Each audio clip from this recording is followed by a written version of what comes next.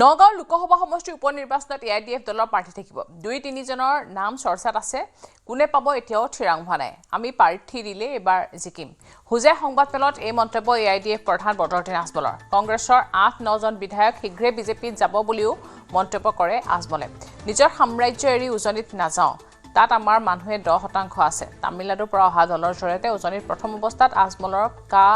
সংখাৰ নামত 100টা ঘৰ নিৰ্মাণ কৰাৰ ঘোষণা আজমলৰ এই সিটটো 100% আপোনালোকে দুৱাৰ ৰাখক 3 মাহৰ ভিতৰত আমাৰ এজন কেণ্ডিডেট এজন আমাৰ প্ৰাৰ্থী ৰাজ্যসভাত লোকসভাত হৈ আছে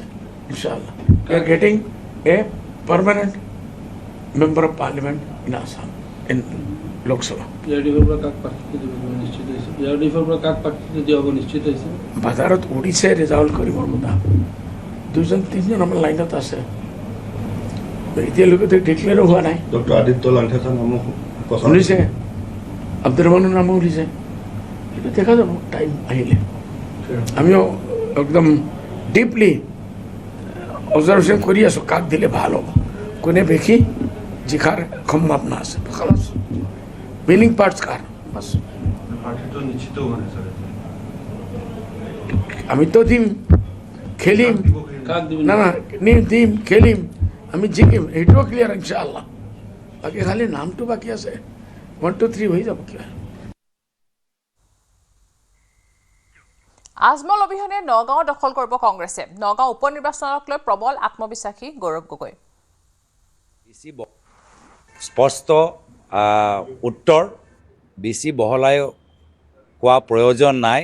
AIDFৰ তেওঁলোকৰ যি সিদ্ধান্ত তেওঁলোকৰ ৰাজনীতি অসমৰ মানুহে চুকে কোনে বুজি পায় AIDF দলৰ ৰণকৌশল আজি একো সলনি হোৱা নাই আগতে যিদৰে বি টিম আছিল এতিয়াও বি টিম হৈ আছে তো সেইকাৰণে AIDF দলক চাই আমি আমাৰ ফলৰ পৰা কিবা সিদ্ধান্ত ল'ব লাগে আমি নাভাবোঁ আমাৰ মূল কথা হ'ল যে আমি চাই আছোঁ কেন্দ্ৰীয় নিৰ্বাচনী আয়োগলৈ নিৰ্বাচন কেতিয়া হ'ব সেইখিনি কথা আমাক জনাওক এই প্ৰশ্ন আগতেও সোধা গৈছে আৰু এই প্ৰশ্নৰ উত্তৰ বিভিন্ন সময়ত আমি দি আহিছোঁ যে কংগ্ৰেছ দল নগাঁও উপনিৰ্বাচনত পুনৰবাৰ বিজয় হ'ব তো এইটো আমাৰ নীতি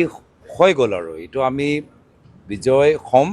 এইটো আজিৰ পৰা আপোনালোকে ঘোষণা কৰি লওক